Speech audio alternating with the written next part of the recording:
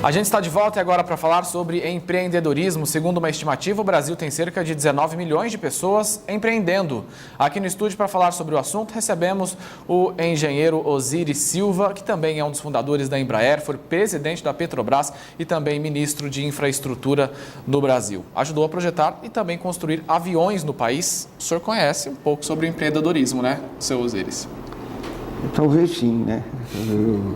Que desde menino, da minha terra natal, eu nasci em Bauru. E Bauru é uma terra de empreendedores, porque eu não sei, talvez seja a sociedade local que se comporta dessa maneira. E talvez isso tenha injetado em mim o germe de vontade de fazer algumas coisas diferentes e caminhar para frente e produzir coisas que hoje, no caso dos nossos aviões em particular, nós temos aviões voando em 90 países do mundo a partir de um projeto que eu e uma equipe extraordinária lá de São José dos Campos, engenheiros do ITA, começamos na década de 60. O que é o empreendedorismo para o senhor? Quem que é o empreendedor? Geração de riqueza, de qualidade de vida, de resultados, enfim, tem uma série de resultados extremamente positivos para a sociedade. O empreendedorismo estimulado ou não estimulado, ou vocacionado, melhor dizendo, para as pessoas, é que dão origem ao empreendimento. Eu não conheço a história deste canal de televisão, Mercosul, né? Não conheço. Mas certamente por trás da história de como começou, deve ter alguém que num certo momento se movimentou e disse, eu vou fazer isso. E fez. E por isso nós estamos no ar agora falando com a população. Isso é empreender. São as pessoas gerarem, pelo menos, vamos dizer, um emprego próprio e, dependendo da amplitude, gerar milhares de empregos, como é o caso nosso de aviões. Hoje, mais de 100 mil pessoas estão trabalhando em aviões criados aqui no Brasil, em consequência dessa ideia de fazer o avião brasileiro. Quando o senhor olha para o céu e vê todos esses aviões, hoje a indústria dos aviões aqui no Brasil, que o senhor ajudou a construir também, qual que é o sentimento? Olha, sinceramente, eu diria que passa tudo na minha cabeça, mas eu nunca podia imaginar que chegássemos ao nível que nós chegamos.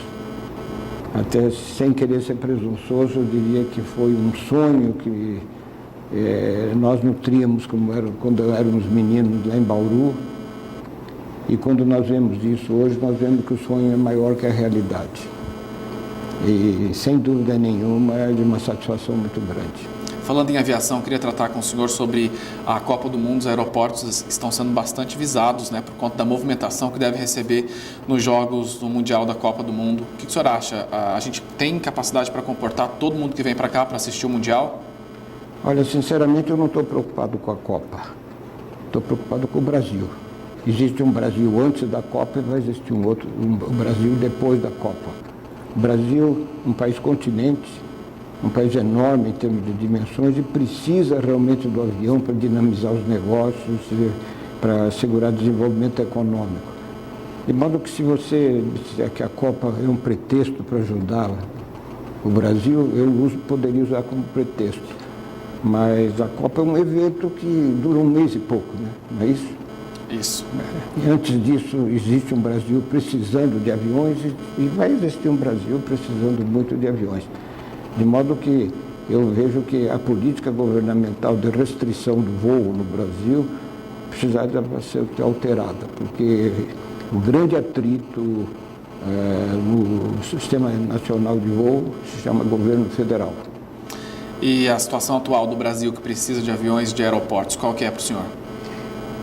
Bastante insuficiente, né? Os nossos aeroportos não estão acompanhando o ritmo mundial. Quando nós vemos a Olimpíada de Pequim, que aconteceu há uns 4 anos, construíram o maior aeroporto do mundo em Pequim como pretexto das Olimpíadas. E esse aeroporto hoje está prestando serviços de enorme valor para a China.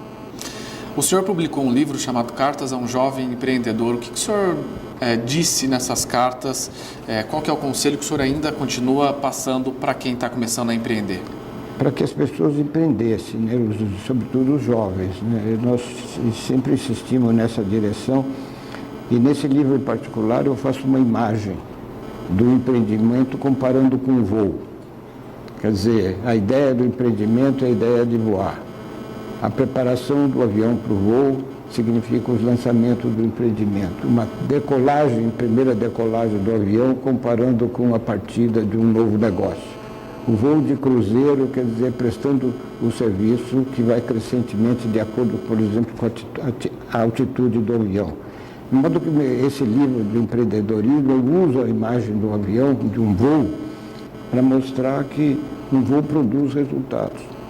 E foi exatamente o que aconteceu conosco. Quando nós lançamos nosso primeiro avião no Brasil, que se chamou Bandeirantes, não teve grande sucesso no Brasil, mas teve um sucesso enorme nos Estados Unidos.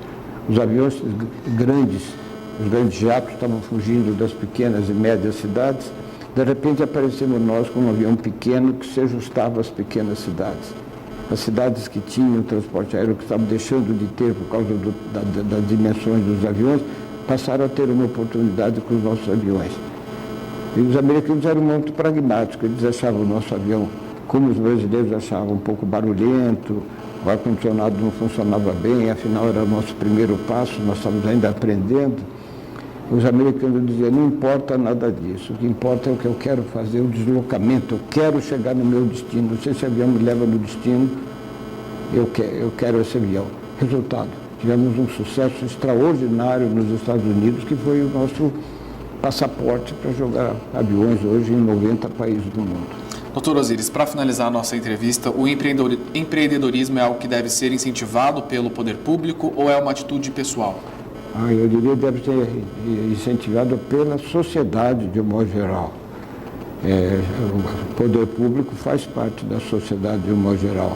Por você, a sua família, sempre estimular o empreendedorismo. Quando você vai, por exemplo, a um restaurante hoje, e você pede a comida e ela é servida, quando você olha cada componente, cada prato que está sendo servido, é produto de um empreendedor, que decidiu plantar, se for uma planta, ou abater um animal, se for o caso de um bife, por exemplo, de uma salada, ou de um copo d'água, ou de um azeite, ou de um vinagre, coisa dessa natureza. Você vê na mesa do restaurante, você vê exemplos de empreendedorismo de pessoas que criaram esses produtos que puderam satisfazer a sua necessidade de alimentação. E se você olhar em volta aqui, não tem nada de poder público nessa área. São pessoas realmente que lavraram a terra, que plantaram, quer dizer, pessoas que acreditaram que seria possível fazer qualquer coisa diferente e chegar ao mercado com um produto melhor. E da mesma maneira nós vemos nas pesquisas agropecuárias, por exemplo, que o Brasil tem feito um bom trabalho nessa direção, de sair uma uva sem caroço, por exemplo, olha que coisa boa, né? O melão, que era um produto de muito pouca aceitação, hoje tem uma aceitação enorme, novos tipos de laranja. Quer dizer, a gente vê que tem gente empreendendo e fazendo modificações extremamente grandes. E quando você olha a sociedade de um modo geral, você olha aqui em volta, tem muita coisa que você precisa, né? Quer dizer, hoje, por exemplo, nós falamos da poluição com os automóveis.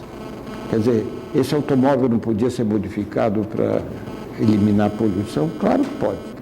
Onde é que está o empreendedor que vai começar uma coisa dessa natureza? Então tem uma grande quantidade de coisas para serem empreendidas, modificando a vida da sociedade.